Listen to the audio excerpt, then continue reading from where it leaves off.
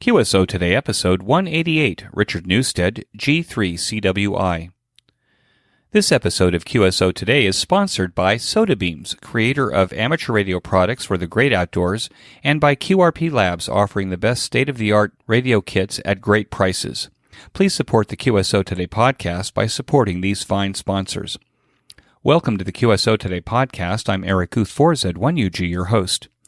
One of the best ham radio stories is when the ham radio hobby morphs into a business that supports the hobby.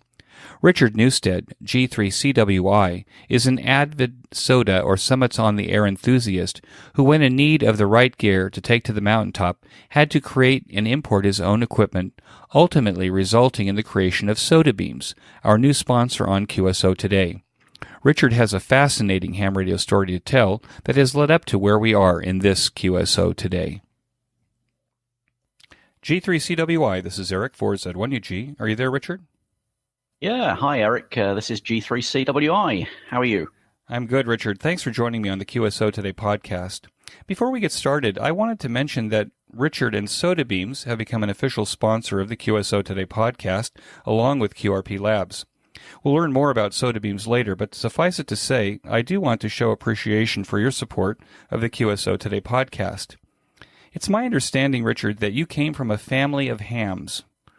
Was that your start in ham radio?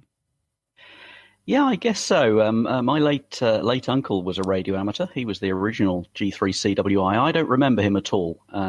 He passed away. I must have been a baby, I think, when he passed away. But my mother was always kind of interested in the hobby, and so she kind of encouraged me in that direction. She's actually licensed now. She got licensed. I'll maybe talk about that later. But yeah, she's licensed too. So yeah. And do you have any other hams in your immediate family?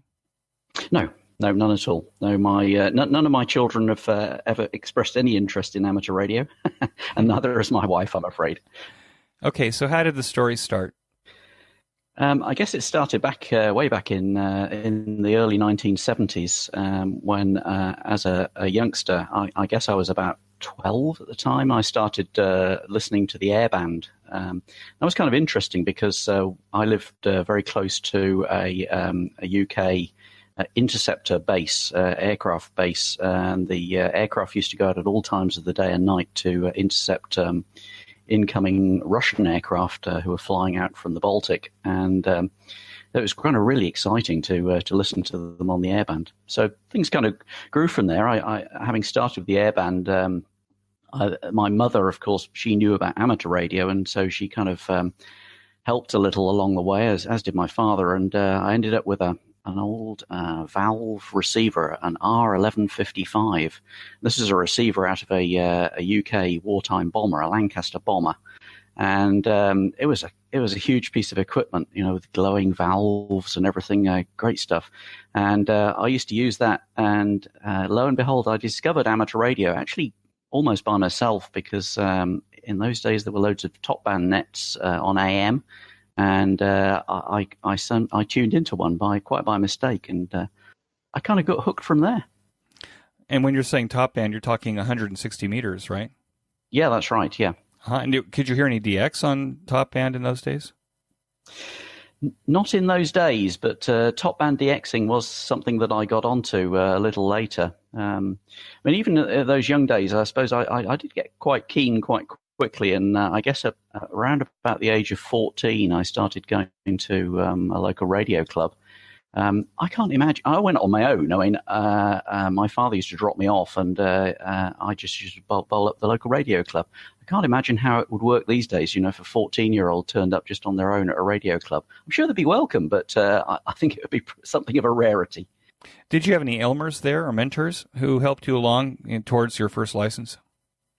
Not really at the radio club as such, but as I got more, I moved away from that area, and as I got more into the hobby, particularly more into amateur radio listening, I had a great friend, John Lewis, G3 Mike Yankee India, G3MYI, and he was very much my sort of mentor in terms of amateur radio. He was a great guy. He was a big top band DXer. He liked satellite stuff. He was into absolutely everything. And he had really good technical skills and was a real keen builder. So I guess a lot of this kind of stuff rubbed off on me and has continued on through till today. So how old were you when you got your first call sign? It's a good question. I was thinking about that. I can't actually remember. I would have been about 17 or 18 years old when I first got licensed. And would it be the same call sign? Yeah, sure. I always had the same call sign. Back in the day, the UK had a kind of two-tier licensing system, and to get a G3 call sign or a Class A license, you needed to do the examination and then the Morse. What a lot of people used to do is they'd do the exam first and then they'd do the Morse sometime later. But I always knew what I wanted to do, really. So I did the exam and then I waited until I did the Morse and went straight into the what was then the Class A license. So I've always been G3CWI. Well, that's pretty cool. Do you remember your first rig after that R1155? Did you upgrade to something else? Yeah, sure. I had a number of different receivers, but I think the first transceiver I had was probably an FT201. That's probably a radio you're not really familiar with. I understand. I did a bit of research on it yesterday, actually, but they're not. They weren't sold much in the States, and they didn't really sell very many of them altogether. But so that was a kind of radio that came just after the FT101, and it didn't continue on for very long, for I guess for whatever reason. But yeah, it was an old FT201. Well, I think I've heard about the FT201, and maybe it was only sold in Europe. Yeah, I think that might have been the case. Yeah.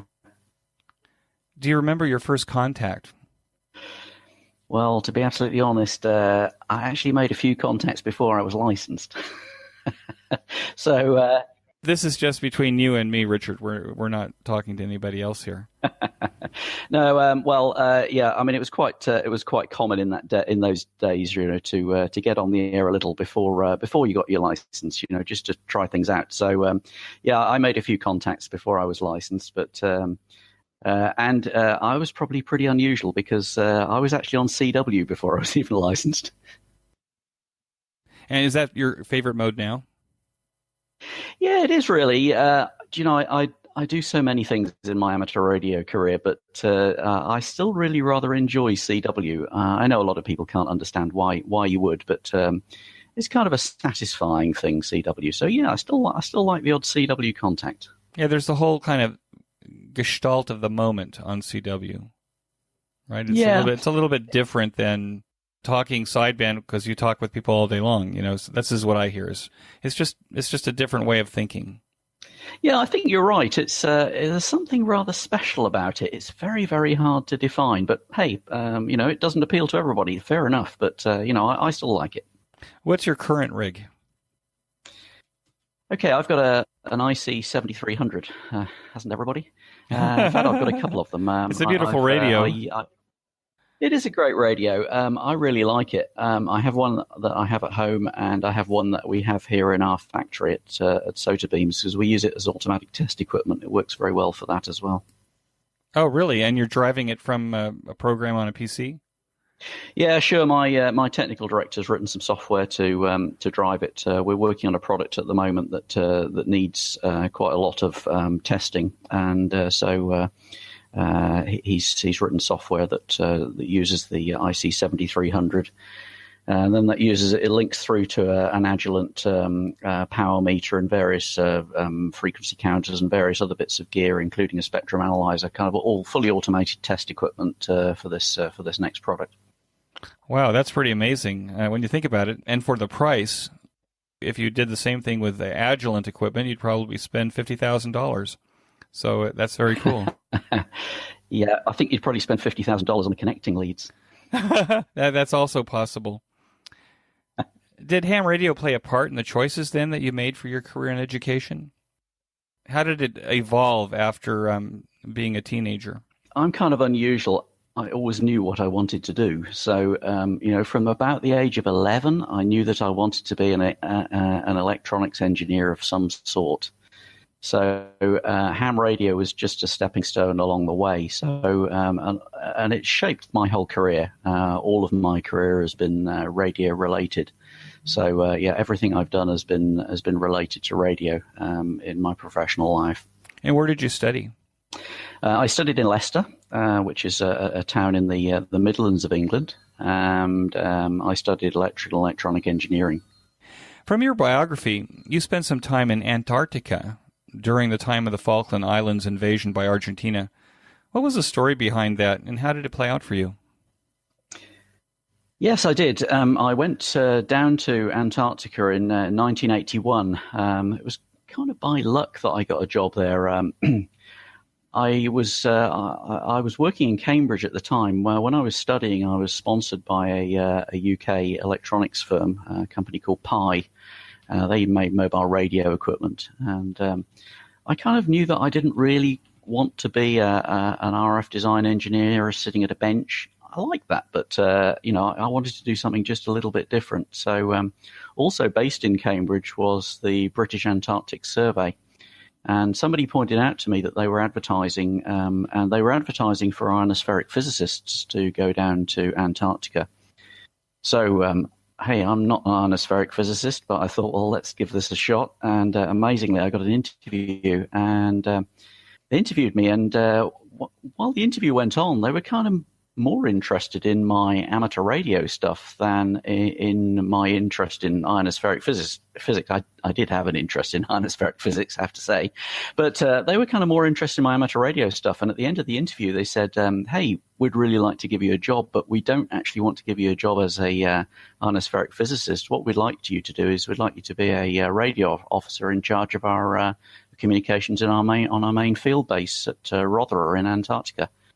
Well, hey, this was kind of like great as a radio amateur, because I was kind of wondering if I went down as an ionospheric physicist, I'd have to take my own radio gear to get on the air, because getting on the air was what I wanted to do on the ham radio when I was down there. That was my main objective.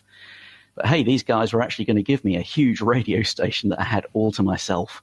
So, this was kind of perfect. So, so I went down to Antarctica, and while I was down there, the Falkland Islands were invaded. Well, let's start with South Georgia. South Georgia was invaded first, and of course, the British had a base there, and so I had a lot of friends and colleagues on South Georgia, and their radio station. We all communicated by HF radio in those days. There was no SATCOM or anything like that. Their radio station went off the air, and in the area, there was a UK ship called the Endurance with Royal Marines, or sort of ice vessel thing. And they dropped the Royal Marines onto South Georgia, but the Royal Marines and the Antarctic, the UK ship, the Endurance, weren't able to communicate back to the UK. So I provided them with links back to the UK, and so they could actually communicate. And when it came down to it, most of the stuff was passed in code, so I didn't really know what was going on. It was just passed in simple codes. But at one point, they were in a position where there was an Argentinian ship approaching them, and they broke with the codes. They went straight into plain English. They said they needed further orders back from the UK. I radioed back to the UK, and lo and behold, the message came by. The fateful message which started the Falkland Islands War was, you have permission to engage the enemy. And so I passed this message in plain English, and so I started a war. Well, not everybody says they can do that, right? No, I'm not sure that's a great thing to say, but I certainly did. Did you have a chance at that time, because on the British side at the BBC was Laurie Margolis, G3UML, who was apparently also on the radio talking down to the Falkland Islands and hearing what was happening down there. Did you have a chance to speak with Laurie over the air at that time? I may well have done. I was very busy doing other stuff, frankly. Because of the communications difficulties, I suddenly became extremely busy relaying messages here, there, and everywhere. on our own links, and also setting up various jamming systems and all kind of interesting stuff. Yeah, it was interesting times, and pretty tense for us. I mean, we were completely cut off. This was in our winter, and it wasn't clear to us that a supply ship would be able to reach us in the summer.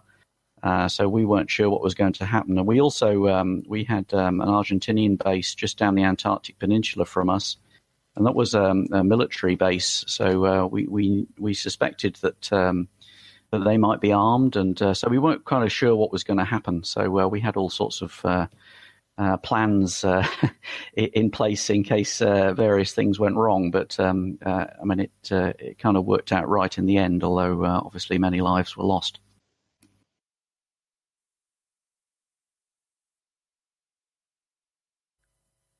When you make the commitment to be in Antarctica, that commitment is a long-term commitment in terms of months, right? As you just said, that during the Antarctic winter, you're stuck there. Is that correct? Yeah, that's absolutely right. The base that I was at was typically completely isolated for 9 months of the year. There would be 12 of us there. And you commit to going down for 2.5 years. So you basically do 3 summers and 2 winters. So you're with the same guys for that period of time. And at that time, it was a pretty dangerous place to be, frankly. The British Antarctic Survey were losing, I mean, this sounds horrendous, but they were losing on average 5% per annum of their overwintering personnel.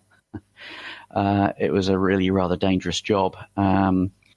Obviously, things have improved dramatically since those days, but yeah, I was down at the time of particularly high attrition. So yeah, it was interesting times. But from an amateur radio perspective, it was a great place to be. I had a huge radio station at my disposal, and plenty of time to get on the air.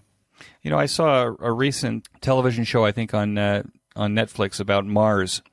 And there was a portion of the show where they talked about using these Antarctic bases with a limited number of people together for a long period of time as a way to understand how human beings could interact with each other in a small group for a long period of time together.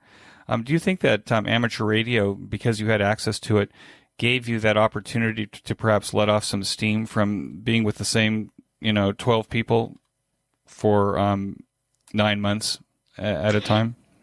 Yeah, I think there's a chance of that. Yeah, I think it was it did make things slightly different. In as much as again, this is going to sound pretty amazing, but for people on our base, the only communication they had back with the UK was they had the ability to send once a month a telegram, and that consisted of 100 words. So that was the only communication back to the UK. During the time of the Falklands War, it dropped to 25 words, so, because we had difficulty in getting this kind of stuff back. So yeah, I mean, I was obviously speaking to people off the base all the time. And indeed, while I was down there, my mother, who I mentioned is licensed, she actually got licensed with the specific reason for actually being able to talk to me occasionally on my Antarctic base. So nobody else had any real communication, certainly no verbal communication with the outside world for that 2.5 years, whereas I did. Now, you're a world traveler, and you did something that I'd like to do at some point in my life, and that is you traveled by bicycle from Perth to Sydney, Australia. How did that project start, and what was the highlight of that trip? Okay, that started really when I got back from Antarctica, and I really fancied taking a holiday, and I wanted to do something a little bit different. So I decided that cycling across Australia would be a good thing to do. So I bought myself a tent, and I flew out to Perth, bought a bicycle, and set off. And I was there. This was no fast cycling trip. It was a holiday, and I just cycled gradually across Australia. It took me about 5 months. It was a really great. I got a radio license before I went out. I got the call sign VK6 Alpha Romeo November, and I took a 2-meter handheld with me. So I worked a few people along the way, and I lived back, and when I got to Sydney, flew out, and then we went on a little day expedition to Lord Howe Island, VK9. So that was great, and that was certainly one of the high points of my trip across Australia. There were many high points, but it was a great trip, and I really had a great time. Now, did you go straight across? Because the center of Australia is mostly desert, right? Or did you take the coastal route? No, I took a coastal route, and it was by no means a straight line. I went round Western Australia, the southern part of Western Australia for a start, and then out into the desert, and then across and down the Eyre Peninsula and round the Eyre Peninsula. So it was just a tour, really. It was great fun. And now this message from Sodabeams.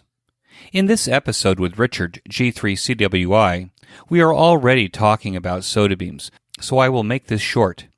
Richard has offered QSO Today listeners 10% off of everything purchased in his online store if you use QSO Today, one word QSO Today, in the coupon box at checkout. His offer is good until December 31st. So if you're looking for very high-quality portable amateur radio equipment to take to the next mountaintop or just to the local park, be sure to click on the Sodabeams links in the show notes of this episode. Sodabeams, amateur radio for the great outdoors. And now back to our QSO Today. I saw a YouTube video of you talking about a bothy bag. So, Richard, what is a bothy bag and why do hams need them? Okay. Bothy bag is kind of like a lightweight material thing. It's like a tent with no poles, I guess you could say. And it's something that you use when you're kind of out in the wilderness, and you can get inside it, pull it over yourself. It keeps the wind off, and it just keeps you a little bit warmer. Okay, well, why might a radio ham need one? Most radio hams don't need one, let's face it. But if you're doing something like summits on the air, then that might be something that you'd want to take along, especially if you operate in our climate here in the UK.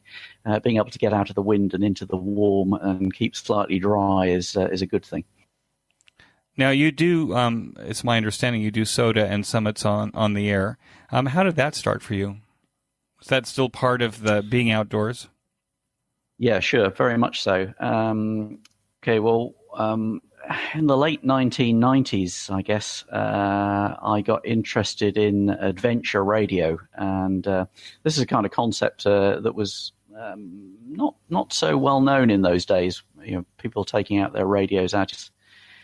For me, it was actually inspired by W7ZOI and looking at some of the stuff that some of the radio equipment that he and Roy Llewellyn, W7EL, had built over the years, kind of lightweight radio equipment, and kind of taking it out into the wilderness. This was something I'd been doing in Antarctica. I'd been doing radio, amateur radio indeed, out on camping trips out there. And it occurred to me that maybe more people might like that kind of thing. So I was approached. I kind of ran a website and kind of tried to get people a bit enthused about that aspect of the hobby. And I was approached by John Linford, G3WGV. And years ago, he had an idea for a radio award scheme called Summits on the Air.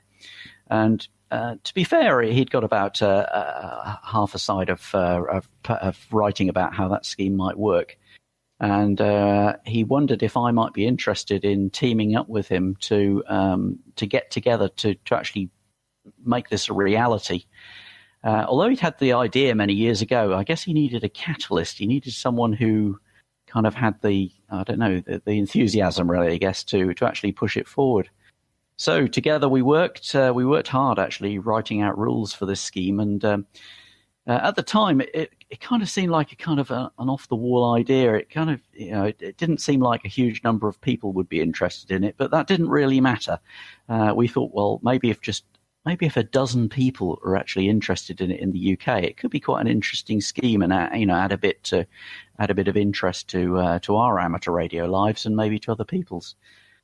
Well, we launched the scheme in 2002 in the UK, and well, today it's running kind of all over the world. There are. I looked the other day for something on the database, and there are something like 12,000 people participating on the Summits on the Air scheme on the database, and it's running in, I don't know, 40 countries in the world. So it's become hugely popular. So our idea of a scheme for a dozen people in the UK, fortunately, when we wrote the rules, they proved to be reasonably scalable. So pretty much the same rules that we started with in 2002 are still in operation today, but in regions across the world with terrain very much more challenging and very different to what we have here in the UK. Well, can we thank homeowners associations and electronic noise for getting people out of the house and onto the mountains? I'm not sure thank's the right word there. But I think there is an element of that. It's unfortunately a reality that for many people, they're so limited in what they can do in their home stations that getting out of the house and doing their radio somewhere else is the only way forward. That's a real shame, I think. But nevertheless, maybe it's one of those things that's helped Summits on the Air to grow over the years. I saw your name connected with the Pixie transceiver. Are you a home brewer? Do you build your own stuff? Yeah, sure. I mean, in a career as a professional RF engineer or radio systems engineer is what I really am. I've always enjoyed building stuff as well. So yeah, I've always enjoyed building my never happens, but I've built loads of stuff over the years, and I enjoy getting a soldering iron out and melting. Can you repeat what you said about home brewing?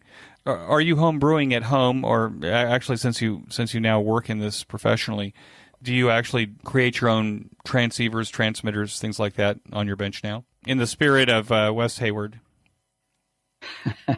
Not so often these days, I have to say. I'm like many people. I'm short of time these days, and when you kind of work in it, working with ham radio all day, it's maybe you don't want to actually build a transceiver when you get home as well. So I still do a bit of homebrew, but not as much as I used to, particularly now that we're kind of making products that are kind of ham radio related.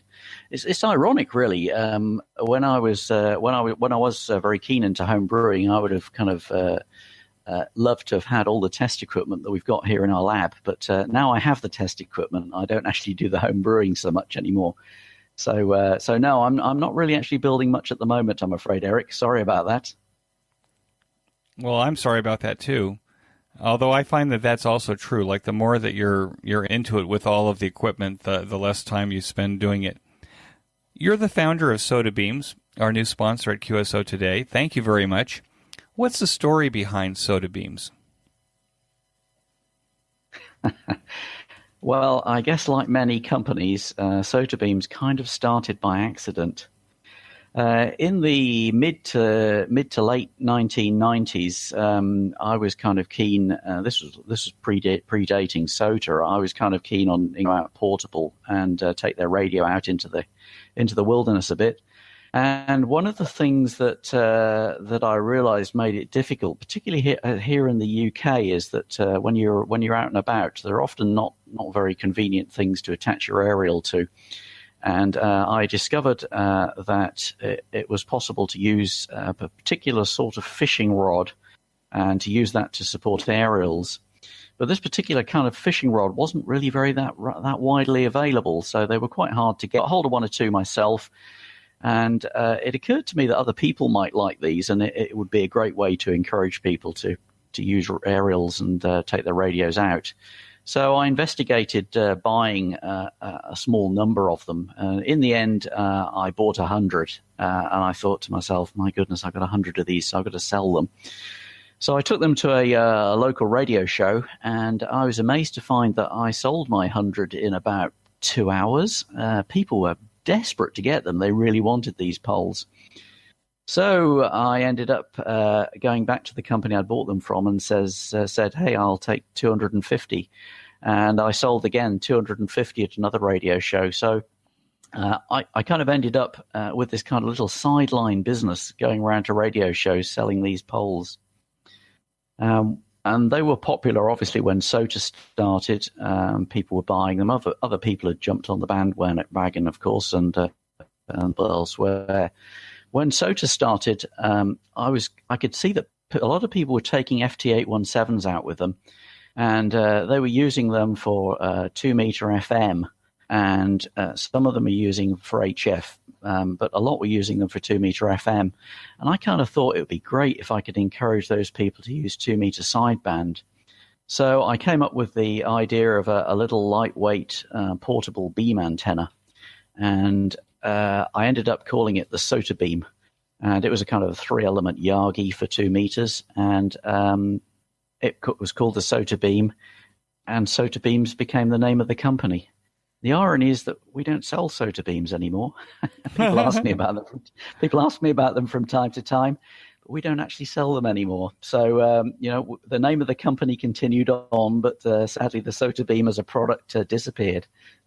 Well, I had this visual idea that perhaps the SOTA beams in your catalog were wire beams that you could put up with these poles and all of the hangers and all this cool equipment that you supply. When you sell an antenna kit. So I've been looking in your catalog for the SOTA beam. and there isn't one. It's not there anymore, Eric. Sorry about that. But the point that you make is a good one. We sell antennas. Sure, we sell types of antennas. We sell antennas for people that just want to buy an antenna, and that's fine. But I've always been keen on encouraging people to make stuff, so we sell the stuff to make antennas as well. So we try to be, whenever we kind of really like to have it as a kit and as a ready-made thing, because I know that a lot of people don't like making things, but I kind of think that it's fun if you, there's a certain extra dimension to your hobby if you're actually using something that you've made yourself. Even if it's something simple like an antenna, it's kind of great to actually go out and, try something that you've actually, created yourself. I guess this is the engineer in me that feels like that. Well, I like the colored hanger. I ordered, I said this in the last episode, that I ordered a tri-band antenna dipole, inverted V, and the 10-meter extension pole for my backpack. And I received both, and they're really cool. And I really like the different colored hangers that things are on, so that it's kind of like color-coded. It makes me be a little bit more aware of not making some mistakes, either winding the stuff up or trying to figure out what it is I have. So I thought that was pretty cool stuff. Yeah, well, I mean, going back to the Antarctic experience, I started my professional career with portable radio. So I was training up people to take HF radio out into the field when I was in Antarctica. Our field parties would go maybe 1,000 miles or more from our base. They'd be dropped by aircraft, and then their only communication back with us was HF radio. And these were people who knew nothing about HF radio, so they kind of had a half-day training session. So over the years, what with that and other professional interest in portable radio, I've kind of seen every problem and mistake over the years. So I kind of try to design those mistakes out in the gear that we make. So I try to make it as foolproof as possible. Can you talk a little bit about the history of the Whisper Light? Yeah, sure. One of the things that over the years, obviously, I've put up lots and lots of different antennas, and as a radio ham, you do, and you're always kind of experimenting and kind of wondering, does antenna A really work any better than antenna B? And it's so difficult to tell. You do a few tests on the air, and you kind of get an impression maybe that antenna was better than the other antenna, but you're not really making any proper measurements. And if you're going to progress in engineering, making measurements is kind of the key to everything that you do. So the idea of the Whisper Light was to leverage the Whisper system to allow radio amateurs a really easy way of doing antenna comparisons, but doing antenna comparisons in a structured way. And although people have been using Whisper to do antenna comparisons, they weren't generally in a particularly structured manner, and I don't think the results really meant too much. But the whole WhisperLight system, and it's important that you understand that WhisperLight is a system. It's a system with DX Explorer. One without the other it doesn't really hang together. It doesn't really work. So you kind of need to use both. So the WhisperLight provides the test signal, and DX Explorer provides the kind of back end hard working analysis to enable you to see what's actually going on. And one of the things that it does really, really well is it allows you to compare two systems in real time. So you can see in real time which system is working the best. And I think that's kind of unique. A lot of people don't use it in a particularly rigorous way. I need to make some videos really to show people how to do it properly. But if you're going to get really good results, you need to be quite rigorous. One person who has used it in a rigorous way has been Frank Donovan, W3LPL. I'm not sure if you may have interviewed him. Yes, I don't know, did. Eric. Yeah, sure. But Frank picked up on WhisperLight quite early on, and we worked with him actually to put some enhancements onto the DX Explorer website to allow some rather more rigorous antenna analysis. And one of the things that Frank used it for and discovered was that he could see very small differences that he'd been predicting in some of his antenna arrays, and he'd never been able to measure them. He'd been predicting kind of small losses due to one array firing through another. But once he had the WhisperLight system, he was actually able to measure these things. But what was good about Frank and was that he went back really to first principles, and we discussed how he might do that. And he went back to first principles, and his first experiments, which were experiments that I've done myself, were actually connecting two WhisperLights to the same antenna, and you at the same time with a combiner, and you kind of think, well, why would you want to do that? Well, only if you do experiments like that can you and see that the results from the two WhisperLights are the same. Can you have any confidence in the testing methodology? So the WhisperLight lends itself to quite a rigorous testing methodology. For most radio amateurs, that they're not interested in a rigorous testing methodology, I guess. But nevertheless, if you are, then the WhisperLight provides you with a unique set of tools to enable you to test antennas. Well, if you're going to spend hundreds of thousands of dollars on an antenna farm, for a contest station, then it seems to make sense. And also, for those of us who are experimenting with wire antennas on small city lots, that also seems to make sense. Yeah, sure, it does. And most of my users are doing exactly that. Then most of them are not like Frank, W3LPL. Most of them are experimenting with kind of magnetic loops and dipoles and things like that. And for that, the WhisperLight really does lend itself to doing some really good comparisons. And I've done. There are a few on my blog which are kind of there to kind of point the way at how you actually might do comparisons. And they give you some clues as to how you might do it. But I really do need to pull my finger out, frankly, and make some proper videos showing people how to do rigorous comparisons.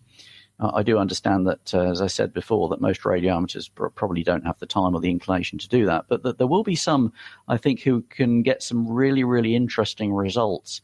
I mean, just little things like magnetic loops. There's lots written about magnetic loops. But there are very few on-air or very few rigorous on-air tests of how they actually perform in real life. And, those sort of things can be done with a WhisperLight. Well, that's very cool. Does the SodaBeams website have the combiners, for example, to use a couple of WhisperLights on a single antenna? It doesn't have combiners, but it does give you some pointers on how to do that kind of thing. No, it doesn't have the combiners, Eric, because, as I say, very few people would actually want to do those kinds of things. And I think the people that actually want to do those kind of tests will be able to make a combiner up themselves, as Frank did. But maybe that's something we need to look at in the future. Is there any test equipment that you recommend that a ham who's putting up his first homebrew workbench that he should have? Well, the thing that we use the most in our lab is a little piece of test equipment that we also sell, and it's It's an LCR meter, so it measures inductance, capacitance, and resistance. And we sell a little, it's called the LCR 45, and it's such a useful instrument. We use it all the time for all sorts of things.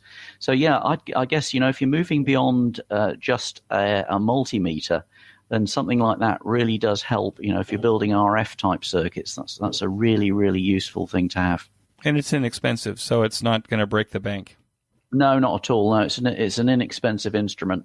They work really well. They've got very good software, and they're just great, really. And now this commercial break from QRP Labs. Imagine that you've already purchased the Ultimate 3 WhisperNet transmitter from QRP Labs and have had a blast working the world on 40 meters. Now it's time to see what you can do on the other bands. The way to do this is to add up to 5 additional low-pass filters to make a 6-band Ultimate 3. Add the Ultimate 3 Relay Switched LPF kit, and you now have a completely automatic 6-band Whisper transponder. What's more, you can add a receiver module, and you now have an Ultimate 3 6-band transceiver. The great thing about this process is that you can take it one step at a time as your mastery of the project increases and as your budget allows. This is the beauty of the QRP Labs kits that Hans Summers G0UPL builds for all of us. So start today on the Ultimate 3 or the QCX transceiver kit. Both kits start for under $50 US. Hans ships to destinations all over the world. Please click on the links and logos for QRP Labs to get to QRP Labs from the show notes pages on the QSO Today website. This tells Hans that you heard it here on QSO Today. QRP Labs is my favorite kit company. It should be yours too. And now back to our QSO Today. Now I know that Soda Beams has some employees. Who's on your team there? Yeah, sure. We've got 4 employees. There's myself, a colleague, Martin. He's my technical director. He designs a lot of the electronic stuff that we make. I've got an office administrator, Lisa. She answers the phones, does all the kind of admin, and interfaces quite a bit with customers who email in. I have a picker and packer, but he's more of a shipping manager, Aaron. He's a great guy. He also interfaces with the customers quite a lot, and he's responsible for making sure that the right stuff goes in the packets to the right places. And then I have a new joiner, Matt. He's going to be our production manager, but right at the moment he's busy upstairs actually making stuff at the moment. So he's in production. So there's a little team of 4 of us, and I guess there's one of the kind of the nice things about running a company is actually giving jobs to people. I get a lot of satisfaction out of it. I mean, Soda Beams is never going to make anybody rich, let's face it. But nevertheless, if it gives jobs to people, I find that a very, very satisfying thing to do. You're based in the UK, but do you ship around the world? Yeah, sure. From the very outset, I knew that it was only about 4 years ago that I decided that this was going to be my full-time income. So I dropped all my other business interests and decided to give this a go. But from the outset, it was clear to me that like this, that you couldn't possibly manage it if it was just based on the UK market enough. So, from the very outset, I decided that the company was going to be international. So, yeah, we ship to every country in the world. And I know that I received my package from you within a few days after making my order. So that was pretty cool. Now, I noticed that you have a relationship with DX Engineering. DX Engineering has some of your products on their website. Should our listeners in the USA order directly from Soda Beam's website, or should they go to DX Engineering? How does that work? Okay, yes, we've got to deal with DX Engineering. They're a great company to deal with, really nice people. They approached us when we developed our Whisperlight product and said that they wanted to carry that on their store. And so, we were happy to oblige. So they carry a number of our products. And they carry an increasing range. The number of things, we actually have about 200 things here. I think it's very unlikely that they'll ever carry our complete inventory. So, it's a matter of mixing and matching. It's well worth looking, if you're in the States, it's well worth looking on the DX Engineering site, and you may well find that the item that you want is there. But if not, of course, we can ship it straight out from the UK. I see. Should they come to the Sodabeam's website first and order there, and if they're in the States and it's in the DX Engineering inventory, would it ship from there, or would it just ship from the UK? Yeah, it's not a drop shipping arrangement that we've got with DX Engineering. So no, if you order from us, it'll be shipped from us. So if you likewise, if you order from the DX Engineering site, it'll be shipped from DX Engineering. So you'd need to look at what DX Engineering actually stocks on their website to decide what's going to be best for you. So obviously, if you need to factor in the shipping, because obviously it's cheaper to ship from DX Engineering to ship into the States than it is for us to ship into the States. Right, and I think we should remind listeners that if you decide to order Sodabeam's equipment from DX Engineering, just be sure to tell DX Engineering or drop me a line and just let me know that that you purchased Sodabeam's equipment from DX Engineering so I can tell Richard. Sodabeam's sponsors an annual award called the SOTA Sherpa Award. What's the history of this award, and how does one become nominated? Okay, the first thing to say is that Sodabeams and the SOTA Award Scheme are two completely separate things. Sodabeams is not part of the SOTA Award Scheme. We definitely support the SOTA Award Scheme. Obviously, I was a founding person in setting up SOTA, and so I'm keen that the SOTA Award Scheme should be well supported. So SOTA provides Sodabeams provides various types of support for the SOTA Award Scheme, but the two are completely separate. People often confuse them, but separate. And one of the things that I wanted to do was I wanted to give the SOTA management team, I'm no longer part of the management of SOTA, so I wanted to give the SOTA management team an opportunity to reward someone each year who'd done something spectacular for the SOTA Award Scheme. So the SOTA Sherpa Award came out of that. So the idea is really that each year, towards the end of the year, the SOTA management team look over the year and decide who's made the biggest contribution to furthering the cause of the Summits on the Air award scheme. And Sodabeams is very happy to sponsor that. So we give them a kind of a small prize or present that they can use in our store. Right, and I think Sherpa is a Tibetan word, I think, and I think the Yiddish translation is Schlepper, so it's the SOTA Schlepper Award, right? The people who are really working in SOTA are the ones who receive this award. Yeah, that's right. I mean, a Sherpa is, typically in a mountaineering expedition, the Sherpas are the people in that part of the world who will help you to carry stuff up the mountain. So they're typically Nepalese, and they kind of help people carry stuff up the mountain. So the SOTA Sherpa Award seemed fitting. I think it is. I think it's great. When you go to the mountaintop to work summits on the air, what test equipment do you take in your backpack? Test equipment. I'm a great believer in trying stuff out and making sure it works before I go. So I don't actually need any test equipment. It's very rare that anything breaks on one of my activations. I know that other people take a different attitude, but I rather like stuff to go out into the field right first time. And I guess this really, again, goes back to my Antarctic experience. There's no point in taking a radio out that's going to fail on you. So I tend not to take any test equipment, Eric. I do take 40 plus years of engineering experience, however, and I guess that's helped me out from time to time. Do you take a spare radio? Not normally, no. Okay. So, I mean, it's not that you're fail-safe, but with your experience, you're pretty much everything's tested in the local area before it's taken out into the boonies.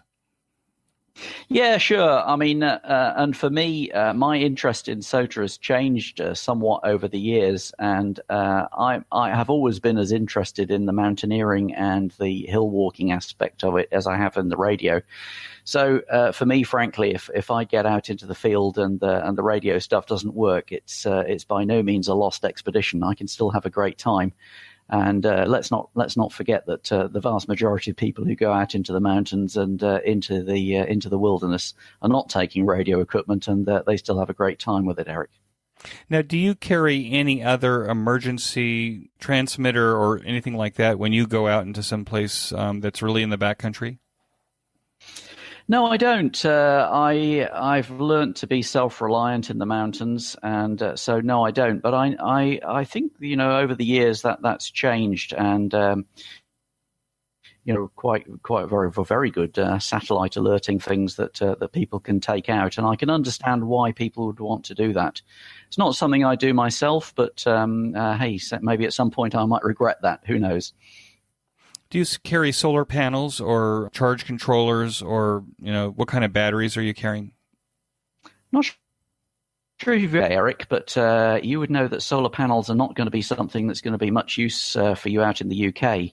Maybe a water wheel or something that you could if you could generate electricity from rain, maybe. But no, solar energy is not something that works particularly well in the UK. Well, not at the scale that you can carry anyway. So no, I'm afraid not, Eric.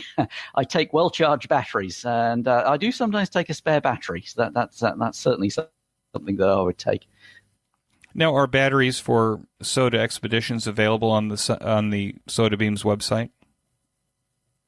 No, we don't actually sell batteries. There are all sorts of difficulties with shipping batteries, both within the UK and internationally. So no, we don't actually sell batteries.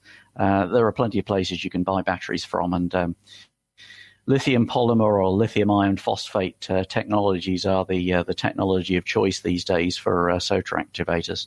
What excites you the most about what's happening in ham radio now? That's a great question. I think that amateur radio offers kind of an interesting addition to the kind of interconnected world that we live in. And I think it's the crossover in amateur radio between amateur radio and the kind of internet-related things that excite me the most. And I think that's kind of the way that amateur radio has got to evolve, actually, because although it's great fun building really simple radio equipment and HF stuff is wonderful, but I think if the hobby's to grow, it's amateur radio has to be seen as having some relevance in our multi-interconnected world these days. Are you using any other devices like DMR or IRLP or any of the internet linking modes on, say, VHF, UHF? Yeah. Funnily enough, yes, I've used these things for a long time. I tend to be an early adopter of stuff. I kind of try stuff out and see what it does. I'm always interested in stuff, so I've been using stuff like EchoLink since it started. I don't use it much, but I use it from time to time, and I'm just experimenting. Actually, I have a friend and we just bought a couple of fusion radios, Yaesu fusion radios, and we're kind of experimenting with getting a system up and running whereby SOTA activators, when they're out and about, not when they're actually doing their activation, but when they're actually walking to their activation, quite a lot of people carry 2-meter handies, and we kind of like to have an interconnected system whereby people can chat, kind of offering a sort of back channel, I think I'd call it. So yeah, I'm kind of interested in those interconnected things. So yeah, I'm experimenting with Fusion Wires X and DMR interconnects and all that kind of stuff at this very moment. Oh, that's very cool. Yeah, I just got my DMR ID number this week, so I guess that means I'm about to make some commitment to DMR just to see how it works. That makes two of us, Eric. I just got my DMR ID number this week as well. So hey, we can have a DMR contact sometime. It might actually be more reliable than this kind of flaky internet link that we're using for this chat. We're using Google Hangouts on this one rather than Skype. So between the two of them, we'll have to at some point have to figure out what's better. What advice would you give to new or returning hams to the hobby? I was kind of wondering about that. It's a kind of difficult one. The advice that I would give to new and returning hams is to ignore a lot of the stuff that you read on the internet forums. I see so many people ask really reasonable questions on internet forums and get a whole load of really poor answers. And it's impossible for someone who's new or returning to the hobby to understand which of those answers are valid and which of those answers are not. So I would tend to, my advice to new and returning people is ignore the advice on internet forums and get some good books. Books also have things that aren't right in them, but they're likely to have far more accurate content than you'll get on an internet forum. Is there a book that you'd recommend to start? Yeah, I get a whole load of questions about antennas, and every day someone will email me with an antenna question. They're often very basic questions, and I'm kind of happy to answer them. But it would be great if people could really progress so much more if they get something like the ARRL antenna book, which is a really good source of information. Okay, books might seem a bit old-fashioned, but it's a great way of getting a grounding in how antennas work and how to build them and how to use them. Before we go and before we say 73, Richard, can you tell us where our listeners can find out more about you, your activities, and about SOTA-Beams? Okay, well, SOTA-Beams has a website, www.sotabeams.co.uk. I have a blog on that website, so I kind of write up stuff. I'm interested in doing experiments, so occasionally I write up experiments on that blog. So that's a great place. Hey, what people should be doing is looking into SOTA. If they've not looked into SOTA, that's the thing I'd like to encourage people most to look at. That's something that can be life-changing for your amateur radio. Well, I also wanted to point out, because you didn't, that you also have a Twitter channel, so you're tweeting, and you have a YouTube channel. And one of the great things that I discovered on the SOTA-Beams website is that if you want to know how to put up that 10-meter mast properly without breaking it, you have instructional videos on how to do things properly with the equipment. And I think that's very helpful. So you have Twitter, a YouTube channel, and the SOTA-Beams website where you have your blog. Oh, and Facebook, of course. I'm an interconnected person, Eric. You're a social media hound. I'm afraid so.